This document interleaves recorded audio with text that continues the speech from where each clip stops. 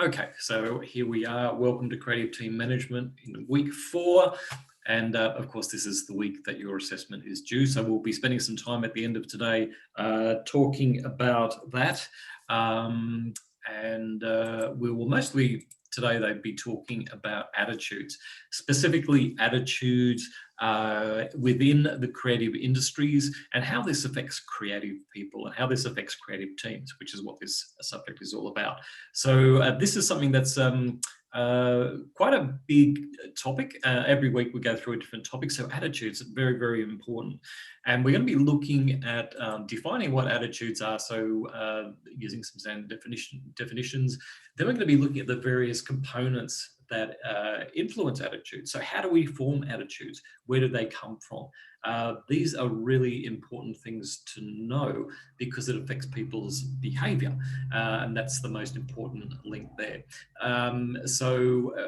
We're looking at attitudes associated with positive and negative outcomes within the workplace and how creative managers actually deal with this, so how they deal with attitudes towards risk, failure, and criticism of the projects and stuff like that. One of the things that we do as creative people, and this is something we haven't talked about, but a characteristic of creative people is that we can be a bit judgy. We can actually be quite have high standards for ourselves. We push ourselves quite hard. And so when we're working for a company that is producing something, we sort of take ownership of that in a way, in that we identify ourselves with the overall quality of what's produced by the company. I'll give you an example of that. So you go to work for a company after Collarts, and you're working for a games company. You think, wow, this is great. This is what I've always wanted to do. I've always wanted to work on a first-person shooter. But actually, you end up working on a game for the Calm mindfulness app, and it's all about chilling out and stuff like this. And it might not be what you want to do. You want to race around and shoot people. You don't want to work on this. So you sometimes get this thing that I call it a creative dissonance, when you're paid to do something that you wouldn't normally do creatively, but you're using your creative brain, you're using all of your creative skills to do that. That's the price we pay for getting money for what we do. If we want complete creative freedom, we really have to set up our own projects. And that's something that I hope you do as well, but it's good to know all aspects of organizational behavior, just so that you've got a bit of background there. Okay, so we're going to be looking at so how managers cope with these things, and how we think about what we do and how that affects our attitude. So how do managers deal with the attitudes of creative people? Because we can be quite strong in our opinions about things. We're going to be looking at what the sources of job satisfaction are and commitment. So job satisfaction and commitment really flow on from the whole attitude thing. So things that affect your attitude will affect how you perform at work, and how attitudes influence workplace deviance, which we had a bit of a look at previously when we looked at the topic of change, and we looked at how people might exhibit workplace deviance if they're not happy with the changes that take place. So workplace deviance, like stealing from work or spreading bad rumors or something like that because you're not happy with what's going on. So that's what we mean by workplace deviance. Now, before we start, so we'll go through a quick, like a dictionary definition, if you like, of what attitude is, and then I'm going to pause for a minute. I'm actually going to show you some Brené Brown. But before we do, so what do we mean in the context of organizational behavior, working within creative teams? What do we mean by attitude? What we mean is it's a relatively enduring organization of beliefs. So beliefs, feelings, and behavioral tendencies, okay, towards our environment. So let's unpack that a little bit. So relatively enduring. So what does that mean? That means that like when we were looking at traits before, relatively enduring means that we can rely on them. So once we know what a person's attitude is, that sort of becomes a bit of a barometer for us as to what to expect from that person. Okay, so let's just imagine we're in a situation where we're at work, we've got a new job, we've just come out of college and we've got these responsibilities, and we have to go and talk to someone And maybe you've never spoken to this person before, but you have to go and get your work checked by this person in the corner. Now, this person in the corner, you've heard people talk about this person's attitude. You know that they're grumpy. You know that they're short-tempered. You know that they're often, you've heard these things about their attitude, that they're quite full of themselves, all of this sort of stuff. So automatically you're putting yourself under all this pressure about going and talking to this person because you know even third hand what this person's attitude is like. And because we know what their attitude is like, we think we can predict what their behavior is going to be. And this is quite interesting. So just going to pause on that for a minute. So just sort of introducing you to the concept of attitude and what the definition is. We're just going to pause it for a second. And what we're going to do, resume recording. Okay, so that was an interesting little thing. Hopefully you enjoyed the animation. So who has heard of Brené Brown before, apart from, I think, me talking about her occasionally? The name feels familiar, but yeah, I think Simon definitely would have mentioned her at one point. I'm pretty sure. But very inspirational woman. So I really recommend that you have a look at the TED Talk on vulnerability. It sort of sounds like, oh, vulnerability, I got bigger things to concentrate on. I should read, I'd rather look at something about, creativity or something like this.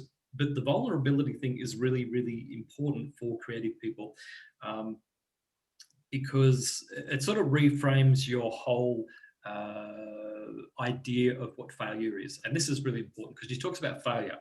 She talks about how failure is not only inevitable, it's to be welcomed because it's the way we progress through things. So actually getting to the point where you're failing consistently means that you're improving, and not to think of failure as something that you should avoid. If you never fail, then you're never really learning something. So that's very interesting. Another talk, she talks about, she was talking about, actually, I think what might be better, I might actually give you a list of ones to watch rather than go, because I could talk about Brené Brown forever. She's done a lot of stuff, including talking about critics. So really, a pithy summary of the one about critics is that your critics aren't the ones who count in your life, because unless they're actually in the arena with you. So if someone's hassling you about getting a job or something like that, you're like, well, when was the last time you worked? You don't know what you're talking about. You're not in there. You're not actually someone who is also looking for a job. So you don't know how hard it is. So critics are people who sort of sit themselves outside and sort of can actually pile stuff onto you, which can affect your motivation. It can affect your attitude and things like that. That's a side thing, but I really recommend you do, if you're interested in any form of popular psychology, I think Brené Brown is a great place to start. Very amazing woman. Okay, so we're going back to just talking about attitude. So we often hear talking in corporate terms that attitude is everything. When we hear managers talking about stuff, and attitude is everything. So then what they're saying is that it's not really, what sort of skills you bring to the party. It's all about your attitude. And I think that's because from a sort of a conservative corporate situation, having a positive attitude just means that you're making life easier for the managers above you, which is okay, but it might not be your ultimate goal in life. Remember, creative people within the workplace, we do all the the corporate stuff. We deal with bureaucracy, but we also do creative stuff as well. So we already have a job. So we don't want to invest too much into negotiating bureaucratry, but we do actually have to know how it works. So when it comes down to your attitude, if you really love what you do, as a summary sort of thing, if you love what you do, that will flow on to other people and they'll pick up on that. People will see you as someone positive to be around. They will see you as someone who is easy to work with. Even if you're not enthusiastic, sort of totally over the top, people will sort of gravitate towards you in the workplace. But if you don't like what you do, no matter how good you are at doing that or other things, it will show. So it will really affect people. So what we call, and that's people's perception of you based on your attitude. This is what I was talking about before, when you're approaching someone who you've heard rumors about what their attitude is, and you're sort of, there's a bit of trepidation there. It does actually radiate out. It does telegraph out to other people. So what your attitude is, it's how people will perceive you. So it's all about perception. And if you're a positive person, if you're positive about your job, and quite often it can change as well. You could start off in a job being really positive and being really a team player and all this sort of stuff. And that could be a change that comes into place, and that could change the way you feel about the company. But generally, your own positivity will inspire others. So you will inspire other people to be positive if you're positive, and if you're negative, you will actually inspire people to be negative. Quite often, if you've had any experience in the workplace, no matter what it is, whether it's just a part-time job or something like that, you've probably seen situations where, or experienced a situation where, you'll be happily going about your day, doing whatever chore you're assigned to do, and you'll come across a couple of employees and start talking to them, and you'll find out they're having a bit of a bitch session about the company or about their boss or about someone else, and it's like, oh, that's interesting, and then you get caught up in it because oh, that's interesting, I didn't know that. It's very easy to get caught up into negative spirals or vicious cycles, if you like, because misery. There's another saying, which is misery loves company. So when people are having a bit of a gripe at work, they tend to attract people around them who then start to do the same thing. And even if you're sort of ambivalent, even if you're not really positive or negative, you can sort of get dragged down by these people. And I've seen it a lot. I've seen it in all the companies that I've worked for, that there's always a little pocket of negativity. People who aren't very happy with what's going on, but they stay there. They'll stay there in the company for years and years and years, and just and they complain all the time about how things are going. So don't be one of those people. The theory of consistency. So what is actually influencing the formation of attitudes? We'll get to that in a sec, but as I've explained before, we tend to believe that people react in a consistent way according to what their attitude is. So if we say the attitude, someone has a happy attitude, someone's a grumpy attitude, someone's nervous, you'd expect them to act in that way. So someone who has a nervous attitude, or you perceive them as a nervous person, you would expect them to be very cautious and very conservative in any decisions that they make. That may or may not be true, but generally these things follow on from the attitudes. Okay, so what influences attitude formation? A very simple model, the ABC model, as it says on the packet. So we're looking at three components of attitude formation: the affective, the behavioral, and the cognitive aspects, and they all come together to form what we know as our attitude.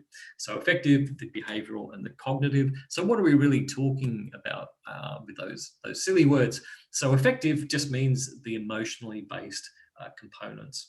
So our emotions that come into play with attitude formation.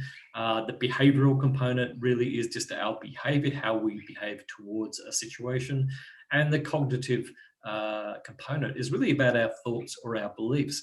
So we can see that even our attitude in the workplace is underpinned by something else. So our attitude will affect our motivation, it will affect our satisfaction, it will affect our performance. But also, before you have attitudes, you have things like values that also feed into our attitude. So our attitude towards life in general is based on a lot of things that already exist.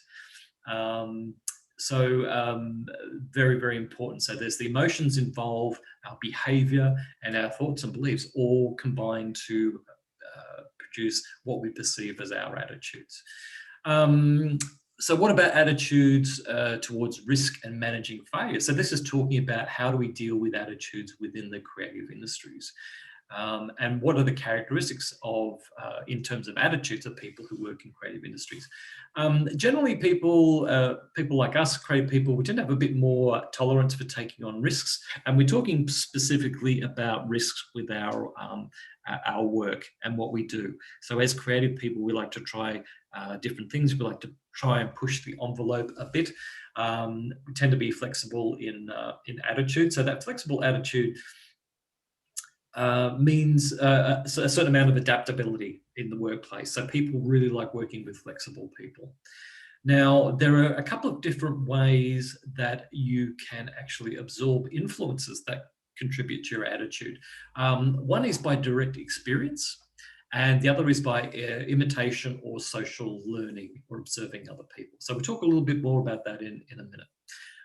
But what I can say is direct experience tends to produce more passionately held beliefs, more firmly held beliefs. And this can be a very positive thing that can then flow. But it could also be a negative thing as well if you're thinking about, like a cycle of violence or something like that. In a place where there's, like in Northern Ireland or something, where there's this history of violence, or in the Middle East, that could be a very negative thing.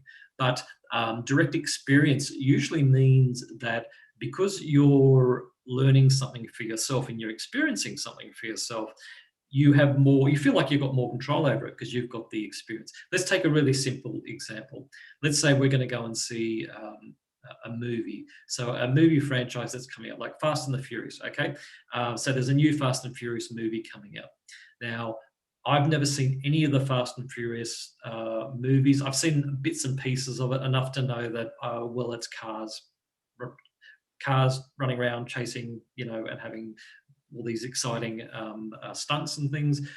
So my attitude is not based on direct experience. It's just from what I've heard in the media. So I've decided I don't like it and I don't want to see it, which is not really good. But if I actually sat down and watched the film myself, I might then go, well, actually, no, it actually some really good editing, or maybe there was some great action scenes, the way they were choreographed or something like that.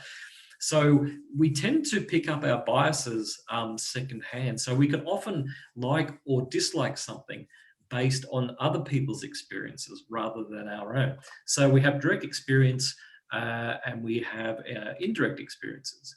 So, for example, the example I'm using here is Star Wars movies, and we might just assume that any Star Wars movie that's made since the 1980s is rubbish, and we could just say that, well, that's it. I don't want to deal with anything, even the last three movies.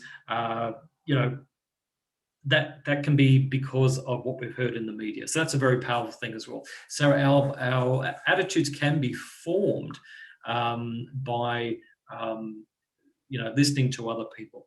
Now take this to I was going to say an extreme, almost an unreasonable extreme. Look at what's happening in America with the MAGA movement, Make America Great Again, and QAnon conspiracies and everything like this, and how powerful that is, influencing people by telling them things that are just wrong, but people taking that on board as their own experience and then developing their own attitudes sort of based on that misinformation. So it can be an incredibly powerful thing, this thing of developing attitudes indirectly, and people can be manipulated that way. So sometimes we just go with the flow because of public appeal, and there are people around us who are saying, yeah, this is a good film, this is a bad film, yes, this is a good leader, they're a bad leader, whatever. We listen to people that we care about. So that's where attitudes can come from. Another thing to take into consideration with creative people like us when we're working on a project is, what about our attitudes towards the product? And I gave you an example before. Okay, when actually Simon and I were working on a show called The Silver Brumby, I like this picture because he did the horse library and I did the model sheets for Benny the kangaroos. That's essentially one drawing. There's a drawing from each of us sort of composed into that scene from many, many years ago. But it wasn't really, I guess I was in my early 30s. I just come back from working on Balto overseas. I, got a job in Melbourne through Simon saying that there was somewhere a job there in a layout department. And it kind of, it was like, well, this is great, but really the Silver Brumby was a series of books, aimed at 13-year-old girls. And it wasn't really something I was particularly interested in. Also, I've never been a horse person. Never been a horse person. I've never even, dogs maybe, but quadrupeds, no. So that was a bit of a challenge. So really, I had to learn how to draw horses, and I had to learn how to be confident drawing horses. And that's just something you have to do. But there was occasionally you would see people who'd be like, oh God, this show is just rubbish, and you'd be like, well, okay, it might not be it's not like working for Universal Pictures, but It's probably one of the best series that's been produced in Melbourne for a long time. And also we can make it better. So we were working with people who just graduated from Griffith University, so people who hadn't actually worked in the industry before. So there was a big challenge getting the studio up and running. But you know, it can be one of those things. You're not always going to work on things that you love.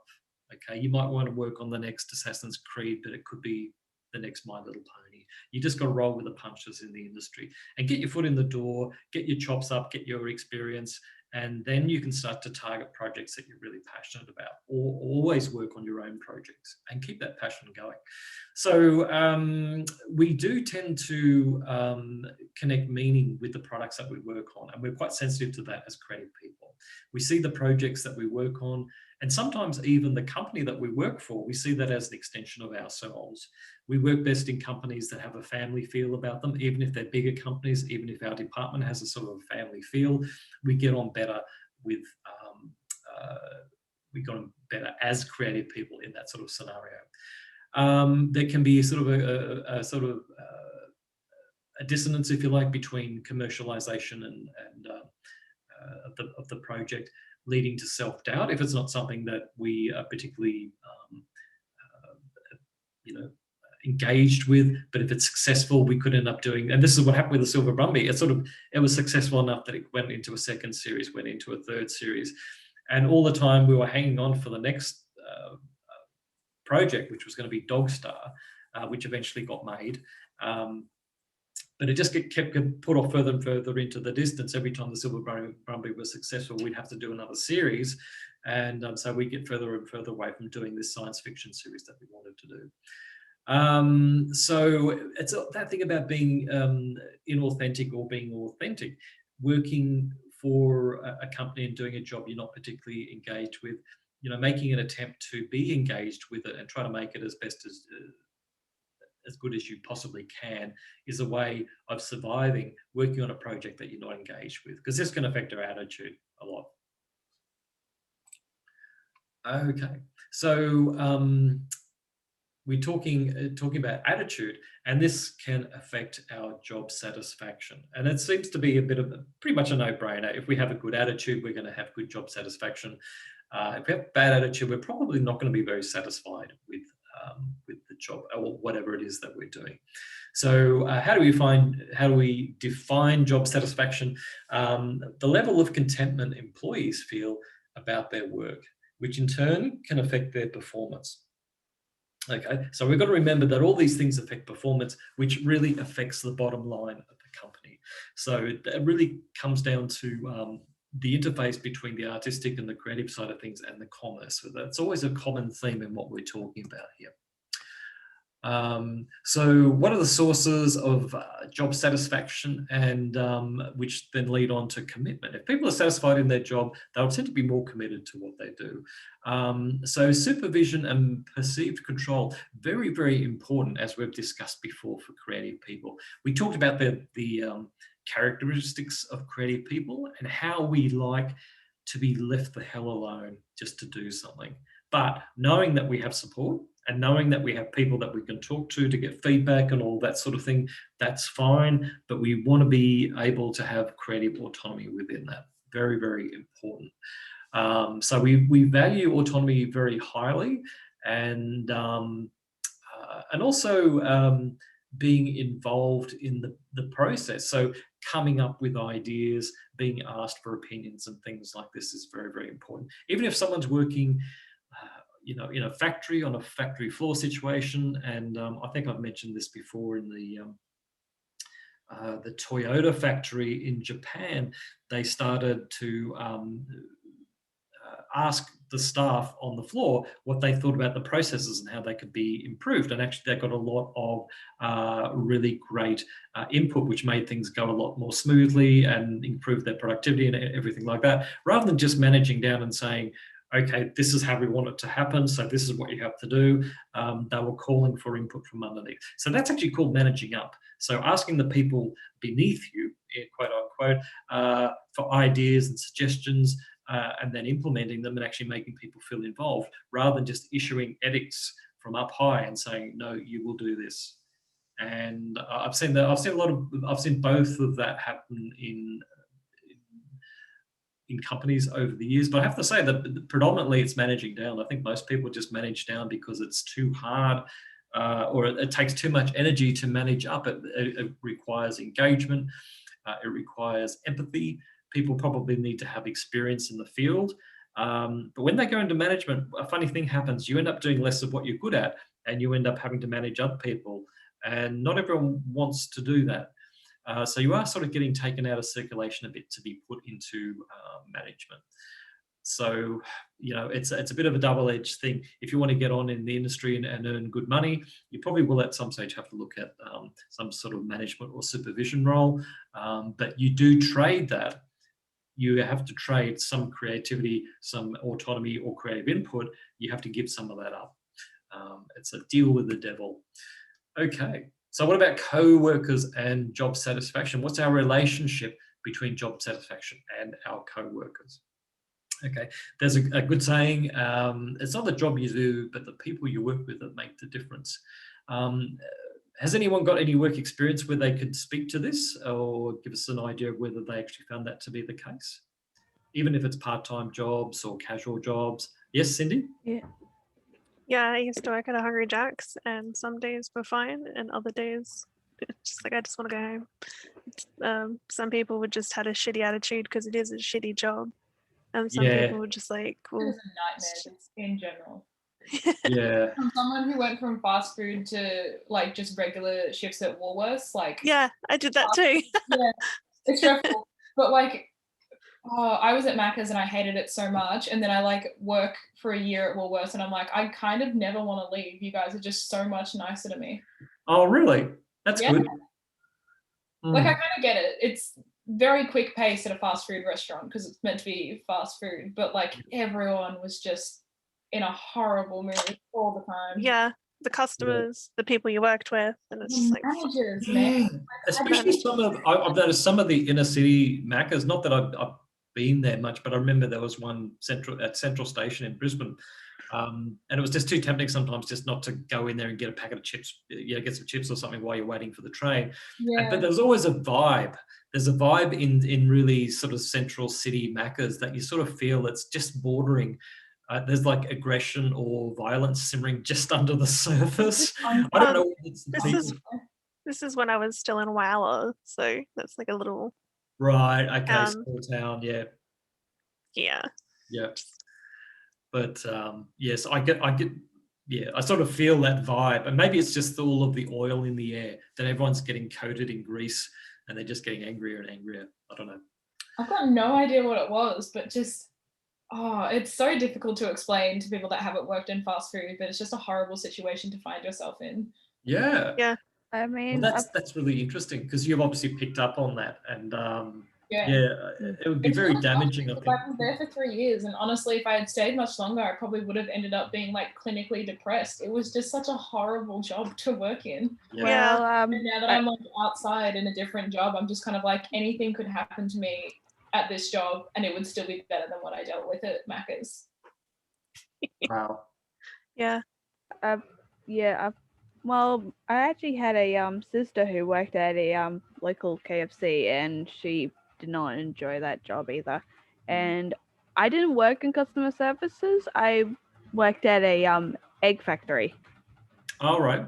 So packaging the eggs, making sure that they weren't cracked or broken, boxing them, putting the boxes onto pallets and whatnot, and also cleaning the factory like at the end of the day sort of thing. Okay. Yeah. But what about the people you're working with? Were they decent people? Yeah, they were decent people. Most of the time we try to get on the work. It was very fast paced. Yeah. You had to go bang, bang, bang, bang, bang. Yep. And so obviously you formed your own little groups, but everyone treated each other with respect and stuff. And if there wasn't, well, it was known. And it gets sorted out very quickly. That's good. Well, that means there must have been a bit of oversight there or supervision by someone who was quick to actually sort out any problems? Like Yes, there was, like, everyone was like, wasn't really too much of a hierarchy with, you know, positions of jobs. Everyone did the exact same sort of work, okay, except Right. for, like, you know, those who needed to do the paperwork and stuff, and that was just it. right. So my experience with fast food, I thought I was that bad at my job. Like that's how horrible it was. Like I thought I was shit at my job. And it Mm. wasn't until I had certain customers who kept requesting me to serve them specifically because I got their order right or I made sure that they like I had a good attitude towards them and all that sort of stuff. It was those Yeah. sort of people who made me feel like, okay, maybe my work isn't as shit as my manager's making it out to believe. Creative people, actually, that's a good point you've brought up, Cindy, is how bad you can be made to feel, Yeah. especially when you're being gaslighted by, it's called gaslighting, when you make someone feel as though they're doing a bad job when they're not, or you make someone feel as though they're not capable of doing something when they are. It's like, oh, no, you sit down, that's all right, I'll go and do this for you. And I think men do this a lot to women, where they actually make them feel like they can't do something because they're always doing it for them. And in a work situation, No, you my bosses were women. well, it doesn't. The It's one boss that really specific. hated me was a woman, and I never understood why she just had it out for me. Yeah, Like, I had one of those I'm too. in the kitchen and she'd yell at me despite the fact that I was front end. Like, Wow. she really just did not want me there. I had Yeah. one woman who I came in for her on my day off, and even though I told her like I've got plans later today with my brother and sister, who my family was separated at the time, so I only got to see them during the school holidays. Yeah. Yeah. I'm like I'll come in, I'll do the birthday party for you, but I've got to leave at this time. And then she just refused to let me leave. I had to call my nana to come in and be like, oh, I'm here to pick up Cindy. Mm. And Wow. like, Supernatural why? rescue. Yeah. Meanwhile, I've got customers who are like giving me gifts or tips and what have you. They're like, oh, here, take this. I'm like, I can't actually take tips. I'm like, no, just take it, give it to your manager and get it after work. I'm like, fuck's sake. If I give it Okay. to my manager, We Sorry? can be very if I give sensitive. it to my manager, I'll never see it again. I know, right? Tips. Yeah, don't put it in the communal jar. Give it to the person you want to give the tip to. Yeah, but we can't do tips in a Yeah. That's not. We Well, have to give it to the manager because then otherwise they can accuse us of stealing from the till. Hmm. Yeah. Oh, right. Okay. Yeah. When in fact it's probably them. But anyway. Yeah. We can be very vulnerable like that in creative industry. So creative people like us, we can be made to feel like we're doing a bad job when we're not. And that can just be a sort of a management attitude or management technique whereby they're making us feel as though we're not as employable as we think we are, or not as employable as we actually are. And this can be a way of keeping people. I've seen horrible things happen in companies when, you know, we've been talking about hiring a person and then hearing management talking about how little money they could, you know, almost like a competition to try and get this person to start on as little money as possible. And I'm thinking, why are you doing this? It's not coming out of your pocket. Why not pay someone a fair wage? It's just crazy.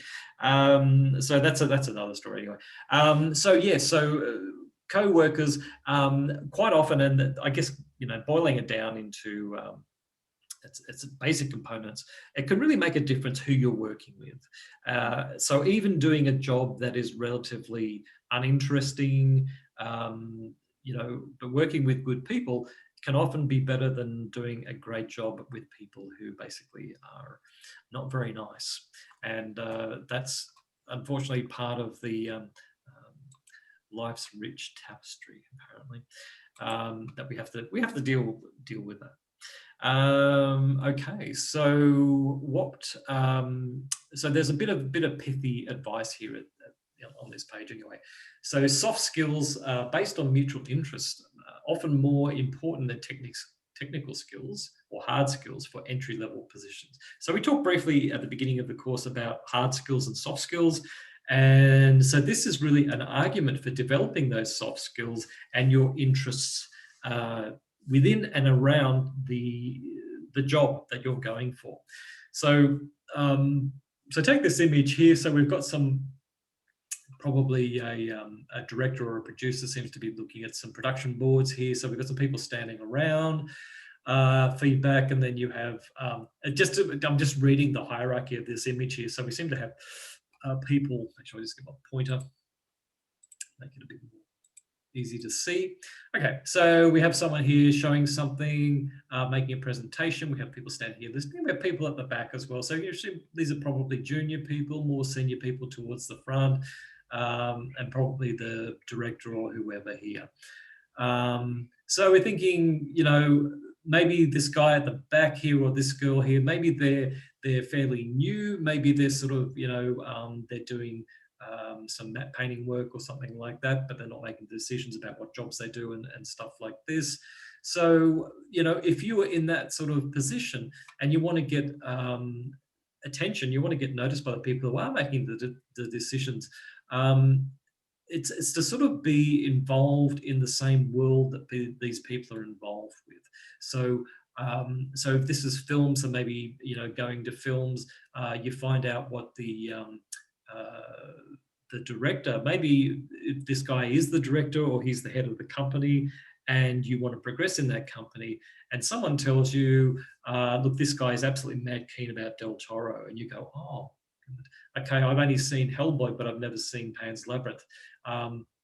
Just in case you get stuck in a lift with this guy, you know, do some research on Del Toro, have a look at those films and think, well, you know, this guy's in a successful position. I want to be like this person in a few years' time. He's into Del Toro. Maybe I should look at Del Toro as well, and actually start to learn a bit about the culture around the job you're doing.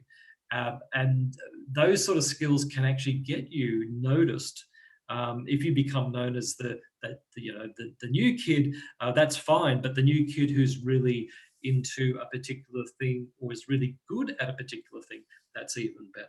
And if that thing is related to the company and what they do, then this is how you sort of you can find a way into this community. And really, small companies like this can be fantastic to work for. If you get the right group of people together, it can be a wonderful thing, and you can look forward to going to work every day. So, you know, that informal etiquette around the industry, it ties in with some advice when you're contacting people, or especially when you get to the stage where you get an interview with somebody, and you need to use that interview to get as much information as you can, even if you don't get the job. So you've got to use that interview as an opportunity to ask questions of the people who are interviewing you. So for example, you're going to go and work for a little gaming company, you're being interviewed, so you can ask the manager or the HR person or the lead artist or whoever's in the interview, you say, look, what sort of industry resources do you go to? Are you members of the DLF, or do you go to particular places that, you know, that to get information and to do research and stuff like that? Get this information from these people and absorb it. And next time a job comes up and you apply for it, you've got that much more information, because, you know, it's a fairly small industry. You will tend to go for jobs with the same people more than once. That can quite often happen. So learning that informal etiquette around the industry is really important. Joining online groups and things like that, very important. Getting involved in industry events and drinks and meetups and things like that, very important as well. Because quite often it's really, you know, it's not what you know so much, it's who you know, but it's also how you get on with people that can actually get you into a job, sometimes more effectively than a good folio. But having both is ideal. So what you guys need to have when you come out is a good folio, a great folio, but also really good people skills, really good soft skills as well. Okay, so what other things contribute to our job satisfaction and therefore our commitment within a job? One of the most important ones is money. And even though we're artists and we colour in all day and we don't deserve to get paid, and we're just a bunch of layabouts who don't really deserve anything, we need to pay our mortgages, we need to pay our rent, we need to pay our, you know, pay off our student loans, etc., etc. We have to have money to live on. Now, there is a correlation between pay and satisfaction, but it's not as straightforward as you think for creative people. Okay, so this, for muggles, I think it's a much more straightforward correlation. The more you pay people, the more they like it. But it's not always aligned when you're talking about creative people. Okay, so quite often you'll find that creative positions don't pay as much as I've mentioned before, some of the managerial positions, and supervisory roles and things like that can sometimes pay more than the creative thing itself. So if you're a creative person, maybe that's not an option for you. Maybe you're just not made for management. So there is a ceiling to how far you can actually go. But we do need to be paid. But when we talk about getting paid as a creative person, we don't mean just the money. There is the money, it's really important, but we also need we need work to be interesting. We need work to be fulfilling from a creative point of view, definitely. We also need opportunities to learn. So as creative people, when we go into work, we actually look for opportunities to look, I've never used that shader before. I'm going to do it. So I'm going to go and ask this person how they did it, because they did it on another project. So you're learning from the people around you. So there's peer learning. You also might get sent on little junkets, little trips to go and learn specific things. Always put your hand up for things, even if you're not certain about them. So salaries and talents not always have been aligned, and I mentioned that before. Quite often within a creative company, the most creative people aren't the people who get the most money. Okay, so they'll be making the creative decisions, and it'll be the people who probably do the accounts will probably earn more money. But that's just that's the way of the world. Okay, so what about the nature of the work that we do? This is very important to us as creative people, because we want to do work that is by its very nature creative. So we want to enjoy what we do. And when we're in that zone where we are enjoying what we do tend to have more job satisfaction, which tends to give us a better attitude, which tends to give us more motivation, and we tend to be more productive and happy. So we don't just look for money. We want something a bit ethereal, a bit sort of metaphysical, called self-actualization and self-realization. So what we want to do really is we want to feel as though we're fulfilling some kind of potential. Otherwise, we would have gone, straight to TAFE and done bookkeeping or something like that. So this whole thing about doing animation, visual effects, doing art, doing anything to do with cinema and creativity, it can be very, very fulfilling. And I think that's why we initially chose these kinds of roles, or this kind of life to lead, rather than just a bog standard life that pays us well but doesn't give us much creativity. So we often see our work as being an extension of our lives. And I've seen this time and time again, not just in creative companies, but especially in creative companies where people are really married to the job. In animation, also in games where people are, when it's called for, in the production cycle, there will come a time when everyone will be doing 60-hour plus weeks, and that just tends to be, expected that you will contribute. And it's, if that passion is there, then you won't mind doing that. Okay. The other side of that coin, the other, I guess, a negative side effect of that you don't necessarily think about, is sometimes this can ruin it for us. And I don't know if anyone's experienced that, where maybe there's something that you really love doing, a particular type of character style you like doing or something, and then next thing you know, people want you to do little replicas of that for them. So they're saying, oh, do one of that, do one for me, I want to do it. And after a while you start to think, well, I used to really like doing this, but now I don't, because I want to move on and do something different, but people are paying me to do what I've always done. And that can set up a bit of cognitive dissonance as well, because we want to be doing something different, but we're having to sort of sacrifice that newness, the creative impulse, in order to get the regular work. So we're having to prioritize money in this case. So that commercialization versus creativity thing again starting to come in. So just to being aware of it. It can sort of ruin it for us a little bit when we start to get paid for doing our artwork. So has anyone experienced anything like that, where they've actually not enjoyed doing something creative because they've had to do it? I mean, maybe an assessment. There's been a few assessments like that, I will admit. Yeah, you're like, right, this is creative. I should be really loving this, but because I've only got 3 hours to finish this model, I'm actually stressing to hell. There's a lot of things that could take that out. it was more that I'd done so much work on it and seen such little improvement that I was just kind of like, well, this sucks. I'd rather do other things. So Sorry, you go. you were disheartened, Hannah, by the amount. Yeah, there was hours upon hours of hard work put in, and it just looked the same all the way through. And I was like, this is not what I was hoping for. Yeah, yeah.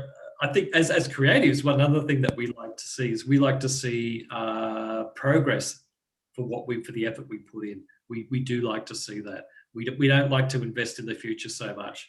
You know, we're not big on delayed gratification. I think we like delayed. The process nonsense, but sometimes I'm looking at the process and I'm like, I can't put my faith in this. See, you've got to be invested. You actually let something go there. You need to have faith in the process to fully believe in it. That's interesting. So sometimes it can ruin the creativity for us when it's forced. And in a way, look, college is a bit of a pressure cooker, but it does simulate in some ways the effect that working in the industry will have on your satisfaction. So if you're able to work under pressure, and even when you are modeling something for the umpteenth time, if you can still get some satisfaction, as you say, out of the process, and the process is enjoyable, then that's something that can really help. But if you don't enjoy the process, you don't enjoy the outcome, and you don't enjoy being under pressure, it can make it really difficult for you. And because we're not allowed to just sort of, dawdle along at our own pace and do things the way we want to do them, it can take some of that enjoyment out. One of the other things that we need to have, or we like to have with our employment opportunities, is opportunities for advancement. So that idea of having a career path or somewhere to go is important for us. I don't think creative people are necessarily into advancement for advancement's sake, but I think most of us want to see a path. So we want to see ourselves as a junior artist, junior visual effects artist. Maybe you want to go through and end up as a visual effects lead on feature films or something like that. So that's something to aim for. So to have that sort of feeling that you are on a career path, rather than just stuck with a couple of hard skills that are going to keep you doing the same thing over and over again, tends to be something that gives us more satisfaction and leads to more commitment when we're first taking on a job. So when we first take on a job, knowing that it's going to lead to something else can be really exciting and can give us more enjoyment in what we do. It tends to make people a bit more dedicated as well. Okay, so what about this thing? One of my favorite topics, because it's just a little bit out there, is workplace deviance. I guess having worked in a few different companies, and also having worked with Simon in a few different companies as well, I could tell you some stories about workplace deviance, but I won't, so you'll have to ask him about it. But I just got to put it out there because I have worked with Simon in so many different companies. He was a renowned prankster. So he was very good at pranking people. I believe it. Hey, you can believe it. I believe it. Yeah, totally. It's like dad joke pranks, right? Yeah, kind of. Yeah. No, I feel like we go a bit further than just simple dad jokes. Yeah. Well, I can tell you one. And because it has to do with workplace deviance, so it is relevant, and this is being recorded. So I'll tell Simon. You can pause the recording if it's going to get you. No, it's fine. It's fine. I don't think there's any problems here because it involves a third person who is a very good friend of ours who lives in Melbourne, but we all met in London, and we're all working in the same pod on Balto. We got put into these pods. So there was about 6 people in each pod. Anyway, this person who became a friend with ours, he had a clock like an old-fashioned alarm clock. So this was back in the 90s. So it was pre-digital. We were all just working with paper. People were smoking cigarettes and having ashtrays perched on stacks of paper in the studio. It was just like fire hazard. You wouldn't believe it. Anyway, so every day. Yeah, every day our friend would look at his clock. Yeah, he'd be watching it all the time. You'd see him checking the clock, and as it got towards 5 o'clock, he'd go, and he'd pack up all of his stuff and then go off. And there was a security guard at the entrance to the building. So whenever you went out, he would log you off. Whenever you came in, he would log you on. Okay, so our friend was doing his thing, and so from about lunchtime onwards, what Simon did was whenever he got up to go and have a cigarette, or when he went to the loo or made a cup of tea, Simon actually put his clock forward a little bit. So like about 20 minutes, half an hour. But he did this about 10 times during the afternoon. So eventually, our friend looked up and saw that it was 5 o'clock, but it wasn't. It was only 3:30. And he went, oh. And so he packed up all of his stuff. And in the meantime, we told the security guard, look, when this guy comes, you've got to tell him that it's a prank, okay? And that, the workday isn't finished yet. He could get docked or he could lose his job. But for some reason, the security guard didn't tell him. And we were waiting for him to come back to his desk after he left. And he didn't come back. And then we looked out the window. And because he had a very large bald head, we saw him sort of walking off in the distance across the park, going away. And that's just one example of a prank. So basically, he left an hour and a half early, and it wasn't until the next day that he found out. It doesn't sound that funny in relation, but because this guy's such a good friend of ours, it was just so easy to manipulate him. There are other pranks which I'll leave. He believed you so much and you betrayed him. I know. After I finished telling that story, I thought, it's actually not that funny. It's actually just a bit mean. No, it is a little bit funny. But there were worse it's ones. Funny because you probably could have gotten all the way home, looked at another clock and been like, oh, that's a shame. Oh, it only took me -5 minutes to get. You did. That's right. But I am just glad. Okay, so that's just so workplace deviance though. What are we talking about here? So we know that through things like through changes, like change management, if there's a company takeover or something like that, or people don't get paid, like the example I told you about in London, they, people might just turn around and start stealing stuff because they feel like they're owed it. So really, to avoid workplace deviance, what you're trying to do is you're trying to get people with a certain level of happiness. You want people to be positive. So people who are positive and have positive feelings in the workplace, they tend to do things, they tend to go above and beyond with the job roles. So they'll tend to do, like if they're meant to do X amount of work, they'll tend to do a little bit more. They'll actually, do maybe something that isn't within their remit, but they'll do it anyway, just to make sure, like tidying up an area or something like that. You don't have to do that, but you're doing it just to sort of keep things pleasant for everybody. Special committees and groups and things. And one of the things that I found worked really well in the arts, in working in games and animation, was setting up a life drawing group. And usually the company would be like, yeah, this is great, they'll pay for the model and all that sort of stuff, and you just need to convene it. But doing that sort of thing for the artists in a games company is a really good thing as well. People tend to do extra hours or take on extra duties, as I've mentioned, and tend to commit more to the way the company is going. So or the company or the organization, it could be a not-for-profit organization, and you tend to align more with the goals of that company when you have a positive outlook, or when you have positive feelings about the work that you are doing. And you will tend to be, people who are happy in a job will tend to become advocates for that company just by default, because people they know will see how happy they are, they'll be talking favorably about their job, etc., etc. So people tend to see that as a positive thing, and it has a positive impact on the company. People experience negative feelings in the workplace tend to be engaging counterproductive behaviour, sitting around with feet on the desk and stuff like that, or just pushing the envelope a little bit with regards to how little they can do. I've had to deal with that in the past before. They might indulge in gossiping, and so just generally spreading stories about people, or coming up with reasons why things haven't worked out for them. So, like we were talking about at the beginning when Brene Brown was talking about blame, and how blame is just an outpouring pain and grief.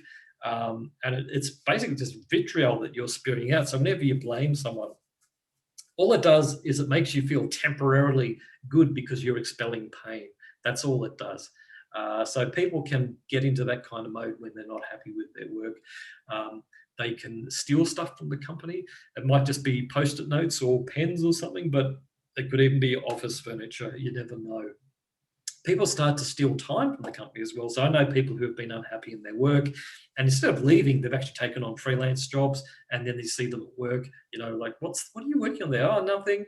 It's like, okay. Freelancing on company time is a form of theft.